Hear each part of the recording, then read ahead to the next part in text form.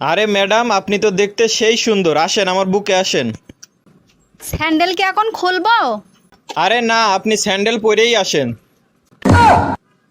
কবি বলেছেন একটা মেয়ের ঠোঁটে যে পুষ্টি থাকে তা 10টা আপেলও থাকে না, কথাটা মাথায় রেখো।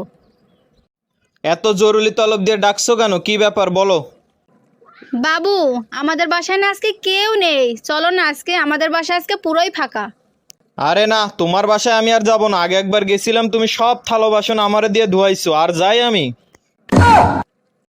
আচ্ছা বলো তো, আমরা যে বিয়ের বাড়িতে আসছি এই বিয়ের বাড়ি থেকে সব থেকে কষ্টে কে আছে? কিডা আবার? বর। সে মনে মনে ভাবছে এই সুন্দরী মেয়েগুলো এর আগে কনে ছিল। I love you. আপনি কি নামাজ পড়েন? না। যে আল্লাহ আপনাকে বানাইছে তাকে আপনি ভালোবাসেন না, আর আমাকে কি করে ভালোবাসবেন?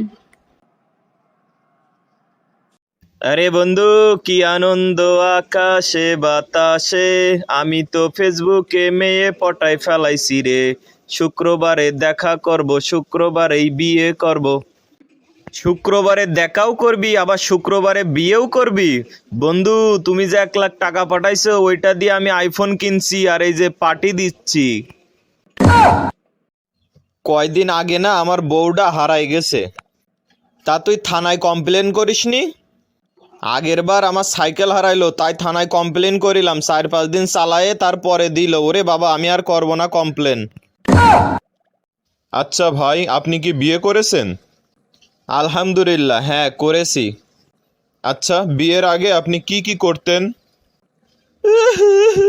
যখন যা মনে চাই তাই করতাম। দোস্ত, তুই ভাবি রে পালি কি করে? আরে আমার এক বন্ধুর বাসায় আমি সর্বপ্রথম ওরে দেখি, বুঝছিস, তারপরে আমি ওর পিছনে বহুত ঘুরাইছে ও আমারে, তারপরে ও রাজি হয়েছে। আর এখন আমি ওরে বিয়ে করে আমার টয়লেট সাফ করাই। কিরে দোস্ত, তুই কি গাড়ি কি কিস্তিতে কিনলি নাকি? আরে হ্যাঁ, কিস্তিতে গাড়িটা কিনেই ফেললাম। কিস্তি না দিতে পারলে গাড়ির দরজা জানলা খুলে নিয়ে যাবে, বুঝতে পারছিস তো? আরে মেয়ে পটে না বলেই তো গাড়িটা কিনছি, মেয়ে পটে গেলেই গাড়ি দিয়ে আসবো।